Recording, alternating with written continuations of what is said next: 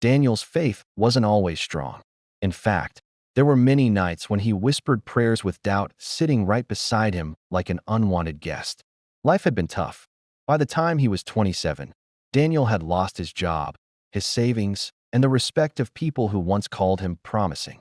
Every single morning, he woke up to the same cracked ceiling in his small rented room, staring at the same unanswered emails, and feeling the same hunger he tried so hard to ignore. Yet, despite it all, every night before sleep finally took him, he prayed. These weren't loud or confident prayers. They were simple, quiet words. God, I'm tired, but I'm still here. Some days, it felt completely foolish. On other days, that simple prayer felt like the only thing holding him together. Of course, everyone around him had plenty of advice. Be realistic, one friend said. Prayer isn't going to pay your bills. Another just laughed and said, you know what they say, God helps those who help themselves. Stop waiting around for miracles. Even his own family grew quiet whenever his name was mentioned. It wasn't because they hated him, but because the weight of his disappointment had become too heavy for them to carry. Daniel heard it all. He absorbed every word, every skeptical glance. And slowly, a chilling thought started to creep into his mind. What if God has forgotten me? One evening, after another rejection email popped into his inbox, Daniel sat alone on the edge of his bed. His phone buzzed. It was a bank alert. His balance was almost zero. He just stared at the screen, and then he laughed. It wasn't a laugh of joy, but the kind of laugh that comes out when crying feels like too much effort. For the first time in years, he didn't know what to pray. The words wouldn't come, so he just sat there in silence. Minutes ticked by. Finally, he whispered into the quiet room, God, if you're still with me, just help me not to give up. That was it. That was all he had left. The next morning, Daniel woke up, and there was no miracle waiting for him. No sudden deposit in his bank account. No dream job offer in his email. But something was different. He woke up with a quiet strength he hadn't felt in a long time. So he got up and he went out anyway. He walked into offices, asking questions. He saw an elderly man struggling with groceries and helped him carry them, just because it felt like the right thing to do. He started volunteering at his local church, even when his own life felt so empty. Weeks turned into months. Still, nothing dramatic happened on the outside. But something quiet and powerful was changing on the inside. Daniel was becoming more patient. He was becoming more humble. He was steady. He stopped praying for an instant escape hatch from his problems and started praying for simple guidance. Lead me today, he would say each morning. Just show me the next step. One afternoon, while he was helping clean the church hall, a man walked in late.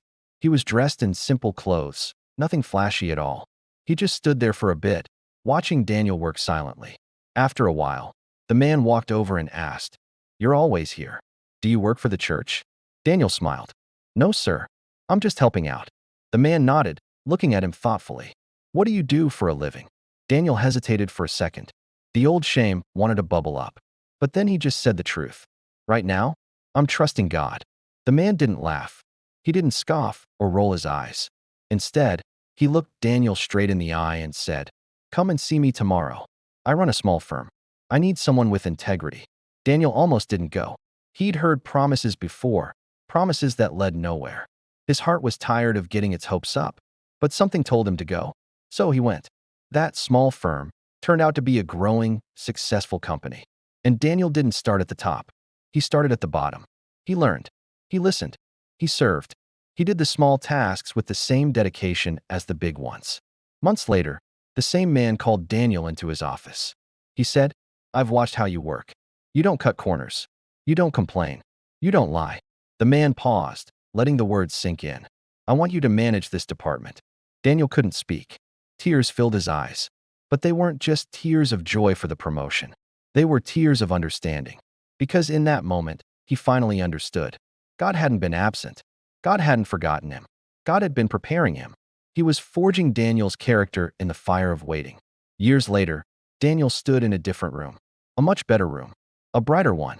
He was no longer struggling just to survive. But every single morning, he still started his day with the same simple prayer, though now it sounded a little different. God, thank you that I didn't give up on you. Because now he knew the truth.